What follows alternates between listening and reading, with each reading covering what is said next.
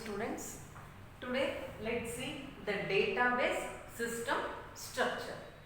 So see this diagram. In this diagram it will shows the different parts of the database system. Okay. So first there is a users for the database system, and then query processor, storage manager and disk storage. So users have to interact with the database system. So already I explained many users are there. Naive users, application programmers, and then sophisticated users and database administrators. So naive users use application interfaces to interact with the database system. Means they are not a sophisticated users. They have to interact with the database system by using previously written programs, right? Already explained. Okay. So naive users can interact with the database system by using the application interfaces. And then application programmers write a program to interact with the database system. And sophisticated users means they have to interact with the database system by using a query tools. So in the same way, database administrators use the administration tools to interact with the system. Okay. So data are stored in the data dictionary, data storage, disk storage. Okay. All data is stored in the disk storage. So users have to retrieve the data from the disk storage. So they are using their tools to interact with the disk storage. So between the users and disk storage there is a query processor and storage manager. Okay. So first let's see storage manager. So what is the function of storage manager? Storage manager is the component of a database system that provides the interface between the low-level data stored in the database and the application programs. Okay. Queries submitted to the system. So storage manager interact between the queries and the data stored in the disk storage. So interact ಮಾಡ್ತದ್ದು storage manager ಎಲ್ಲಿದೆ, disk storage ಮತ್ತೆ query processor ಇವೆರಡರ ಮಧ್ಯೆ interact ಮಾಡುತ್ತೆ. ಓಕೆನಾ? So next, the storage manager is responsible for the interaction with the file manager also. Okay. So storage manager file manager ಜೊತೆನೂ interaction ಇರುತ್ತೆ. ಯಾವುದರ ಜೊತೆ interaction? File manager and then interaction between the query processor and the disk storage. Okay. The storage manager ಏನು ಮಾಡಬೇಕು? The storage translates the various DML statements into low level file system commands. ಅಂದ್ರೆ file ಇಲ್ಲೆಲ್ಲ ಏನು work ಆಗುತ್ತೆ disc storage ಅಲ್ಲಿ, ಅದಕ್ಕೆ ಏನು ಅರ್ಥ ಆಗಲ್ಲ, ಕ್ವೆರೀಸ್ ಏನು ಅರ್ಥ ಆಗಲ್ಲ. ಸಿ ಪ್ರೋಗ್ರಾಮ್ ಅಲ್ಲಿ ನಾವೇನ್ ಮಾಡ್ತೀವಿ, ನಾವು ಯಾವ್ದ್ರಲ್ಲಿ ಬರೀತೀವಿ, ಬೈ ಯೂಸಿಂಗ್ ಇಂಗ್ಲಿಷ್. ಬಟ್ ಆ ಕಮಾಂಡ್ ಅರ್ಥ ಆಗುತ್ತೆ ಸಿಸ್ಟಮ್ಗೆ? ಇಲ್ಲ. ಏನು ಅರ್ಥ ಆಗುತ್ತೆ? ಓನ್ಲಿ ಬೈನರಿ ಮಾತ್ರ ಅರ್ಥ ಆಗುತ್ತೆ. ಸೊ ಕಂಪೈಲರ್ ಏನ್ ಮಾಡುತ್ತೆ, ಹೈ ಲೆವೆಲ್ ಲ್ಯಾಂಗ್ವೇಜ್ ಇಂದ ಲೋ ಲೆವೆಲ್ ಲ್ಯಾಂಗ್ವೇಜ್ ಗೆ ಕನ್ವರ್ಟ್ ಮಾಡುತ್ತೆ. ಇನ್ ದ ಸೇಮ್, ಸೊ ಇಲ್ಲೂ ಏನಾಗಿರುತ್ತೆ, ಕ್ವೆರಿ ಡಿಸ್ಕ್ ಸ್ಟೋರೇಜ್ ಅಲ್ಲಿ ಅರ್ಥ ಆಗಲ್ಲ. ಸೊ ಆ ಕ್ವೆರೀಸ್ ಏನಿರುತ್ತೆ ಅದನ್ನ low level file system commands ಆಗಿ ಕನ್ವರ್ಟ್ ಮಾಡುತ್ತೆ. ಯಾವುದು? Storage manager. ಅಂದ್ರೆ ಕ್ವೆರೀಸ್ ಯೂಸರ್ಸ್ ಏನ್ ಮಾಡ್ತಾರೆ, ಕ್ವೆರೀಸ್ ನ ಸಬ್ಮಿಟ್ ಮಾಡ್ತಾರೆ ಡಿಸ್ಕಿಗೆ, ಅಂದ್ರೆ to retrieve the information from the database. So storage manager ಏನ್ ಮಾಡುತ್ತೆ, ಕ್ವೆರಿನ ಲೋ ಲೆವೆಲ್ ಫೈಲ್ ಕಮಾಂಡ್ಸ್ ಆಗಿ ಕನ್ವರ್ಟ್ ಮಾಡುತ್ತೆ. ಅವಾಗ ಡಿಸ್ಕ್ ಸ್ಟೋರೇಜ್ಗೆ ಅರ್ಥ ಆಗುತ್ತೆ ಅದು ಏನು ಅಂತ. ಓಕೆನಾ? ಸೊ ನೆಕ್ಸ್ಟ್, ಸೊ ಟೋಟಲ್ ಏನ್ ಮಾಡುತ್ತೆ storage manager? Storing, retrieving and updating data in the database. ಇದೆಲ್ಲ ಇನ್ಫಾರ್ಮೇಶನ್ ಮಾಡುತ್ತೆ. ಅಂದ್ರೆ ಇಲ್ಲೇನಾದ್ರು ಅದು ಇನ್ಫಾರ್ಮೇಶನ್ ಸ್ಟೋರ್ ಮಾಡೋದಾದ್ರೆ ಏನ್ ಮಾಡುತ್ತೆ, ಡಿಸ್ಕ್ ಸ್ಟೋರೇಜ್ ಅಲ್ಲಿ ಸ್ಟೋರ್ ಮಾಡುತ್ತೆ. ಅಥವಾ ರಿಟ್ರೀವ್ ಅಂದ್ರೆ ಇಲ್ಲಿಂದ ಇನ್ಫಾರ್ಮೇಶನ್ ಯೂಸರ್ ಸಿಗ್ಬೇಕು ಅಂದ್ರೆ ರಿಟ್ರೀವ್ ಮಾಡಿ ಕೊಡುತ್ತೆ, ಅಥವಾ ಅಪ್ಡೇಟ್ ಮಾಡಬೇಕು ಅಂದ್ರೆ ಅಪ್ಡೇಟ್ ಮಾಡುತ್ತೆ. ಸೊ ಈ ಎಲ್ಲಾ ಫಂಕ್ಷನ್ಸ್ ನ ಯಾರು ಮಾಡ್ತಾರೆ? ಸ್ಟೋರೇಜ್ ಮ್ಯಾನೇಜರ್ ಮಾಡುತ್ತೆ. ಸೊ ಸ್ಟೋರೇಜ್ ಮ್ಯಾನೇಜರ್ ಅಲ್ಲಿ ಏನೇನಿದೆ, ಫಸ್ಟ್ ಇಲ್ಲಿದೆ ನೋಡಿ, ಆಥರೈಸೇಷನ್ ಅಂಡ್ ಇಂಟಿಗ್ರಿಟಿ ಮ್ಯಾನೇಜರ್. ನಾನು ಆಲ್ರೆಡಿ ಆಥರೈಸೇಷನ್ ಅಂತ ಹೇಳಿದ್ದೆ. ಯಾವ್ಯಾವ ತರ ಆಥರೈಸೇಷನ್ ಇರುತ್ತೆ? ರೀಡ್, ರೈಟ್, ಅಪ್ಡೇಟ್, ಈ ತರ ಎಲ್ಲ ಆಥರೈಸೇಷನ್ ಇರುತ್ತೆ. ಓಕೆನಾ? ಡಿಲೀಟ್, ಈ ತರ ಆಥರೈಸೇಷನ್ಸ್ ಇರುತ್ತೆ. ಸೊ ಸ್ಟೋರೇಜ್ ಮ್ಯಾನೇಜರ್ ಏನ್ ಮಾಡಬೇಕು, ಯಾವ್ಯಾವ ಯೂಸರ್ಸ್ಗೆ ಯಾವ್ಯಾವ ಆಥರೈಸೇಷನ್ ಇದೆ ಚೆಕ್ ಮಾಡಿ ನೆಕ್ಸ್ಟ್ ಡಿಸ್ಕ್ ಸ್ಟೋರೇಜ್ ಇಂದ ಇನ್ಫಾರ್ಮೇಶನ್ ಕೊಡ್ಬೇಕು. ಯಾಕಂದ್ರೆ ಯಾರಿಗೂ ರೀಡ್ ಆಥರೈಸೇಷನ್ ಇರಲ್ಲ, ಬಟ್ ಅವನೇನ್ ಮಾಡಿರ್ತಾನೆ, ಕ್ವೆರಿನ ರೀಡಿಗೆ ಕೊಟ್ಟಿರ್ತಾನೆ. ಬಟ್ ಅವಾಗ ಸ್ಟೋರೇಜ್ ಮ್ಯಾನೇಜರ್ ಅವನಿಗೆ ಯಾವ ಆಥರೈಸೇಷನ್ ಇದೆ ಚೆಕ್ ಮಾಡಿ depend on that it will provide the information from the database. ಓಕೆನಾ? So next is transaction manager means so it remains consistent. Disk ಅಲ್ಲಿರೋ ಇನ್ಫಾರ್ಮೇಶನ್ ಕನ್ಸಿಸ್ಟೆಂಟ್ ಆಗಿರೋ ಯಾವ ಮ್ಯಾನೇಜ್ ಮಾಡುತ್ತೆ, ಟ್ರಾನ್ಸಾಕ್ಷನ್ ಮ್ಯಾನೇಜರ್.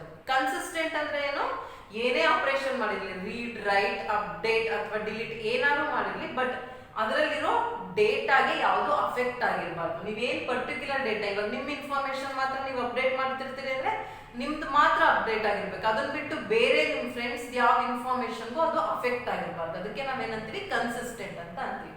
ಅದನ್ನ ಯಾರು ಮಾಡ್ತಾರೆ, transaction manager. Okay, it will ensures the other data is consistent in the disk storage. Okay, so next storage manager ಇನ್ನೇನಿದೆ, file manager. So authorization manager, transaction manager and then file manager. File manager means it will manages the allocation of a space and disk storage. So disk storage ಅಲ್ಲಿ allocation ಯಾವ್ಯಾವ information ಎಲ್ಲಿ allocate ಆಗಬೇಕು ಅಂತ ಅದನ್ನ ಯಾರು ಮಾಡ್ತಾರೆ, ಆ work ಯಾರ್ದು, file manager. Okay, next buffer manager. So buffer manager means it is a responsible for fetching the data from disk storage into main memory. ಅಂದ್ರೆ ಸೊ ಯಾವ ಡೇಟಾನ ಡಿಸ್ಕ್ ಸ್ಟೋರೇಜ್ ಇಂದ ಮೇನ್ ಮೆಮೊರಿಗೆ ಹಾಕಬೇಕು, ಯಾವ ಡೇಟಾನ ಕ್ಯಾಶ್ ಮೆಮೊರಿಗೆ ಹಾಕಬೇಕು ಅಂತ ಯಾವುದು ಡಿಸೈಡ್ ಮಾಡುತ್ತೆ, buffer manager. So it will manages the data, which data is stored transfer to the main memory and which data is transfer to the cache memory. ಅದನ್ನ ಯಾರು decide ಮಾಡ್ತಾರೆ, buffer manager. So total storage manager ಏನ್ ಮಾಡುತ್ತೆ, query ಇಂದ low level file commands ಆಗಿ convert ಮಾಡುತ್ತೆ. ಮತ್ತೆ ಅದು store, retrieve and updating the data in the disk storage. And then storage manager ಏನೇನಿರುತ್ತೆ, ಆಥರೈಸೇಷನ್ ಮ್ಯಾನೇಜರ್, ಟ್ರಾನ್ಸಾಕ್ಷನ್ ಮ್ಯಾನೇಜರ್ ಅಂದ್ರೆ ಕನ್ಸಿಸ್ಟೆಂಟ್ ಆಗಿರೋ ತರ ನೋಡ್ಕೊಳ್ಳುತ್ತೆ, ಫೈಲ್ ಮ್ಯಾನೇಜರ್ ಅಂದ್ರೆ ಈ ಡಿಸ್ಕ್ ಸ್ಟೋರೇಜ್ ಅಲ್ಲಿ ಕರೆಕ್ಟ್ ಆಗಿ ಸ್ಪೇಸ್ ನ ಅಲೋಕೇಟ್ ಮಾಡುತ್ತೆ, ಬಫರ್ ಮ್ಯಾನೇಜರ್ ಡೇಟಾನ ಟ್ರಾನ್ಸ್ಫರ್ ಮಾಡುತ್ತೆ ಮೇನ್ ಮೆಮೊರಿಗೆ, cache memory. This is about the storage manager. So next ನಾ ಯೂಸರ್ಸ್ ಎಕ್ಸ್ಪ್ಲೈನ್ ಮಾಡಿದೆ, ಮತ್ತೆ ಡಿಸ್ಕ್ ಸ್ಟೋರೇಜ್ ಆಯ್ತು, ಇವಾಗ ಸ್ಟೋರೇಜ್ ಮ್ಯಾನೇಜರ್ ಆಯ್ತು. ನೆಕ್ಸ್ಟ್ ಏನಿದೆ, query processor. So before that storage manager ಯಾವ್ಯಾವ ತರ ಡೇಟಾನ ಇಂಪ್ಲಿಮೆಂಟ್ ಮಾಡುತ್ತೆ ಅಂತ. So data files which store the data base it's self, ಅಂದ್ರೆ ಆ ಯಾವ ಡೇಟಾ ಫೈಲ್ ಇದ್ರೂ ಅದು ಡೇಟಾ ಬೇಸ್ ಅಲ್ಲೇ ಸ್ಟೋರ್ ಆಗುತ್ತೆ, ಅದೊಂದು ಮ್ಯಾನೇಜ್ ಮಾಡುತ್ತೆ. ಮತ್ತೆ ಇನ್ನೇನೇನು ಪ್ರೊವೈಡ್ ಮಾಡುತ್ತೆ, ಇಂಡೈಸಸ್. ಸೊ ಇಂಡೆಕ್ಸ್ ನಿಮಗೆ ಯಾವುದೇ ಒಂದು ಟೆಕ್ಸ್ಟ್ ಬುಕ್ ಅಲ್ಲಿ ನಿಮಗೆ ಈಸಿಯಾಗಿ ಹೆಂಗೆ ಡೇಟಾ ಸಿಗುತ್ತೆ, ಇವಾಗ ನೀವು ಚಾಪ್ಟರ್ 6ಗೆ ಹೋಗ್ಬೇಕು ಅಂದ್ರೆ 1, 2, 3 ಓಪನ್ ಮಾಡ್ತಾರೆ, ಬಟ್ ಇಂಡೆಕ್ಸ್ ಅಲ್ಲಿ ನೋಡಿದ್ರೆ so chapter 6 at the 36 page, so page number ಸಿಗುತ್ತೆ, ನೀವು ಈಸಿಯಾಗಿ ಅಲ್ಲಿ ಇದು ಮಾಡ್ತೀರಾ. ಸೊ ಅದೇ ರೀತಿ ಡೇಟಾ ಬೇಸ್ ಅಲ್ಲಿ ಏನ್ ಮಾಡಿರ್ತಾರೆ, ಇಂಡೈಸಸ್ ನ ಇರುತ್ತೆ. ಸೊ ನೀವು ಯಾವ್ದಾದ್ರು ಡೇಟಾ ಬೇಕು ಅಂದ್ರೆ ಇಂಡೈಸಸ್ ಹೋದ್ರೆ ಕರೆಕ್ಟ್ ಆ ಡೇಟಾ ಎಲ್ಲಿದೆ ಅಂತ ಸಿಗುತ್ತೆ. So you can easily fetch the data. Okay, so next is query processor. So query processor means so ಎಲ್ಲಿ ಏನಿರುತ್ತೆ ಅಂದ್ರೆ ನಾವೇನ್ ಕ್ವೆರಿ ಕಳ್ಸಿರ್ತೀವಲ್ಲ, ನಾನು ಆಲ್ರೆಡಿ ಹೇಳಿದ್ದೆ DML ಅಂದ್ರೆ ಡೇಟಾ ಮ್ಯಾನಿಪುಲೇಷನ್ ಲ್ಯಾಂಗ್ವೇಜ್. ಏನಂತ, ಸೆಲೆಕ್ಟ್ ಫ್ರಮ್ ವೇರ್. ಸೆಲೆಕ್ಟ್ ಅಲ್ಲಿ ಏನ್ ಮಾಡಿರ್ತೀರಾ, ಆಟ್ರಿಬ್ಯೂಟ್ ನೇಮ್ಸ್, ಫ್ರಮ್ ಅಲ್ಲಿ ಟೇಬಲ್ಸ್ ನೇಮ್, ವೇರ್ ಅಲ್ಲಿ ಕಂಡೀಷನ್, ನಿಮ್ಗೆ ಏನ್ ಕಂಡೀಷನ್ ಬೇಕೋ ಅದು. ಫಾರ್ ಎಕ್ಸಾಂಪಲ್ ನಾನು ಆಲ್ರೆಡಿ ಎಕ್ಸ್ಪ್ಲೈನ್ ಮಾಡಿದ್ದೆ, ಯಾವುದೋ ಒಂದು ಇನ್ಸ್ಟ್ರಕ್ಟರ್, BCA ಡಿಪಾರ್ಟ್ಮೆಂಟ್ ಅಲ್ಲಿ ವರ್ಕ್ ಮಾಡ್ತಿರೋ ಇನ್ಸ್ಟ್ರಕ್ಟರ್ ಅಲ್ವಾ, ಅಲ್ಲಿ ಏನ್ ಕೊಟ್ಟಿದ್ರಿ ನೀವು, department name is equal to BCA ಅಂದ್ರೆ ಕಂಡೀಷನ್ ಕೊಟ್ಟಿದ್ರಿ. ಸೊ ಅದೆಲ್ಲಿಗೆ ಬರುತ್ತೆ, ಕ್ವೆರಿ ಪ್ರೊಸೆಸರ್ಗೆ ಬರುತ್ತೆ. ಸೊ ಕ್ವೆರಿ ಪ್ರೊಸೆಸರ್ ಏನಿರುತ್ತೆ, ಫಸ್ಟ್ DDL ಇಂಟರ್ಪ್ರಿಟರ್ ಇರುತ್ತೆ. ಅಂದ್ರೆ DDL ಇಂಟರ್ಪ್ರಿಟರ್ ಅಂದ್ರೆ ಡೇಟಾ ಡೆಫಿನೇಷನ್ ಲ್ಯಾಂಗ್ವೇಜ್. ಅಲ್ಲೇನ್ ಮಾಡಿರ್ತೀವಿ ನಾವು, ಓನ್ಲಿ ಡಿಫೈನಿಂಗ್ ದ ಡೇಟಾಬೇಸ್ ಅಷ್ಟೇ. ಕ್ರಿಯೇಟ್ ಟೇಬಲ್, ನಾವು ಟೇಬಲ್ ನ ಕ್ರಿಯೇಟ್ ಮಾಡ್ಕೊಂಡಿರ್ತೀವಲ್ಲ ಅದಕ್ಕೆ DDL ಅಂತ ಅಂತೀವಿ. So which interprets DDL statements and records the definition of the data dictionary. So ಅದೇನ್ ಮಾಡುತ್ತೆ, DDL ಸ್ಟೇಟ್ಮೆಂಟ್ಸ್ ನ ಇಂಟರ್ಪ್ರಿಟ್ ಮಾಡಿ ಆ ಡೇಟಾನ ಡಿಕ್ಷನರಿಯಲ್ಲಿ ಸ್ಟೋರ್ ಮಾಡ್ಕೊಳುತ್ತೆ. That is the function of the DDL interpreter. So next is DML compiler. So DML compiler ಇದೆ ನೋಡಿ, DML compiler and organizer. DML ಅಂದ್ರೆ data manipulation language. ಇದೇನ್ ಮಾಡುತ್ತೆ, which translates the DML statements into a query language. So DML statements ನ query language ಆಗಿ convert ಮಾಡುತ್ತೆ. ಅಂದ್ರೆ low level instructions ಆಗಿ, ಅಂದ್ರೆ ಫೈಲ್ ನಿಮಗೆ ಡಿಸ್ಕ್ ಸ್ಟೋರೇಜ್ ಅಲ್ಲಿ ಬೇಕು, ಯಾವುದು ಫೈಲ್ ಮ್ಯಾನೇಜರ್ ಕಮಾಂಡ್ಸ್ ಬೇಕಂದ್ರೆ ಲೋ ಲೆವೆಲ್ ಕಮಾಂಡ್ಸ್ ಆಗಿ ಕನ್ವರ್ಟ್ ಮಾಡುತ್ತೆ, ಯಾವುದು DML ಕಂಪೈಲರ್. ಸೊ ಕ್ವೆರೀಸ್ ನ ಕನ್ವರ್ಟ್ ಮಾಡುತ್ತೆ. So last is query evaluation engine. So see here, query evaluation engine means it which will execute the low level instructions generated by the DML compiler. So DML compiler ಏನು ಮಾಡುತ್ತೆ, high level ಇಂದ low level ಗೆ convert ಮಾಡುತ್ತೆ. So query evaluation engine ಮಾಡುತ್ತೆ, ಅದನ್ನ execute ಮಾಡುತ್ತೆ, ಯಾವುದನ್ನ low level commands. So execute ಮಾಡಿ ಡಿಸ್ಕ್ ಅಲ್ಲಿ ಏನು ಇನ್ಫಾರ್ಮೇಶನ್ ಇರುತ್ತೆ ಇದನ್ನ ಫೆಚ್ ಮಾಡಿ ಯೂಸರ್ಸ್ ಗೆ ಆ ಇನ್ಫಾರ್ಮೇಶನ್ಸ್ ನ ಪ್ರೊವೈಡ್ ಮಾಡುತ್ತೆ. ಓಕೆನಾ? This is about the database system structure. So user will interact with the query processor will interact with the storage manager, and storage manager will interact with the disk storage. ಅಂದ್ರೆ user query ನ submit ಮಾಡ್ತಾರೆ, ಕ್ವೆರಿಯಲ್ಲಿ ಏನಾಗುತ್ತೆ DML compiler low level commands ಗೆ convert ಮಾಡುತ್ತೆ, commands ಗೆ convert ಮಾಡಿ storage manager ಜೊತೆ ಇಂಟರಾಕ್ಟ್ ಆಗುತ್ತೆ. Storage manager will interact between the query processor and disk storage. So data ಎಲ್ಲ ಎಲ್ಲಿ ಸ್ಟೋರ್ ಆಗಿರುತ್ತೆ, ಡೇಟಾ ಡಿಕ್ಷನರಿ. ನಾನು ನೋಡ್ರಿ ಹೇಳಿದೆ, ಡೇಟಾ ಡಿಕ್ಷನರಿ, ಸ್ಟ್ಯಾಟಿಸ್ಟಿಕಲ್ ಡೇಟಾ ಎಲ್ಲ ಇರುತ್ತೆ. ಸೊ ಈ ಇನ್ಫಾರ್ಮೇಶನ್ ನ ಫೆಚ್ ಮಾಡಿ ಅಗೇನ್ ಏನ್ ಮಾಡುತ್ತೆ, ಯೂಸರ್ಸ್ ಗೆ ಏನು ಇನ್ಫಾರ್ಮೇಶನ್ ಬೇಕೋ ಅದನ್ನ ಪ್ರೊವೈಡ್ ಮಾಡುತ್ತೆ, ಅಥವಾ ಸ್ಟೋರ್ ಮಾಡಬೇಕು ಅಂದ್ರೆ ಡಿಸ್ಕ್ ಸ್ಟೋರೇಜ್ ಅಲ್ಲಿ ಆ ಇನ್ಫಾರ್ಮೇಶನ್ ನ ಸ್ಟೋರ್ ಮಾಡುತ್ತೆ. ಓಕೆನಾ? This is about the database system structure. So next let's see the database application ಅಲ್ಲಿ ಎಷ್ಟು ತರ ಆರ್ಕಿಟೆಕ್ಚರ್ಸ್ ಇರುತ್ತೆ ಅಂತ. Okay, so database applications usually partitioned into 2 or 3 parts. So for example, two-tier architecture.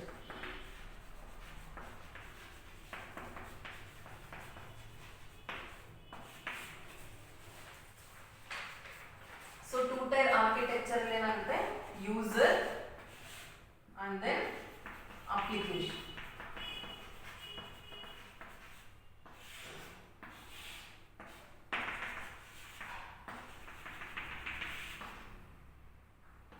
So this is network and then database system.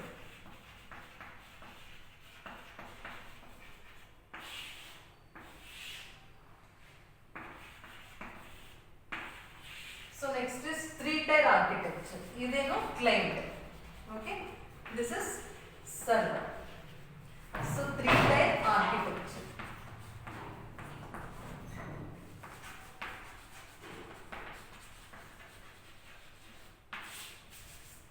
So three-tier ಏನಾಗುತ್ತೆ, user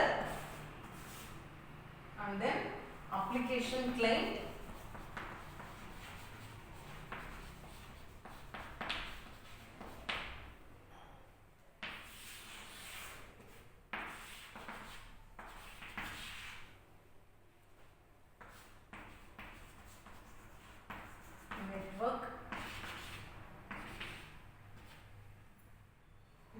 application server.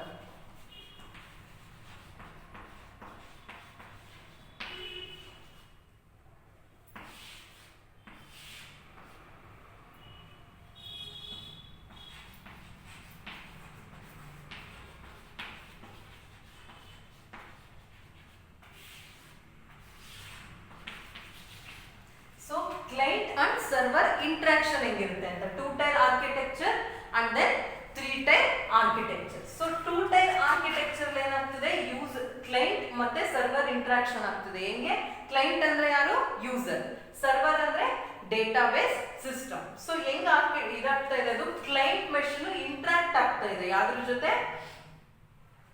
Server ಜೊತೆ. ಅಂದ್ರೆ client will interact with the server by invokes the database system functionally of the server.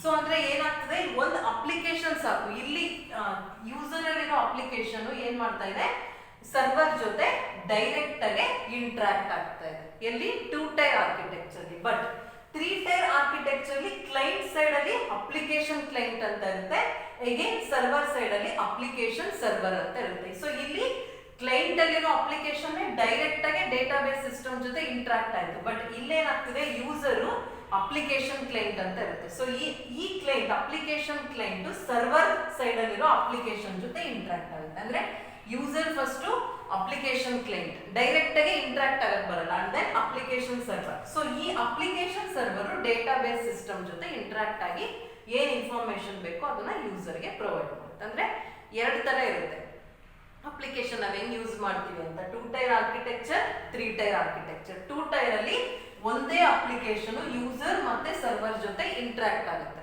But 3 tyre architecture ಅಲ್ಲಿ user ಜೊತೆ application client ಅಂತ ಇರುತ್ತೆ, server ಜೊತೆ application server. So interaction between the application client and the application server. Okay, so this is about the architecture, 2 tyre and 3 tyre architecture. So this completes your first unit in the DBMS. Okay, thank you.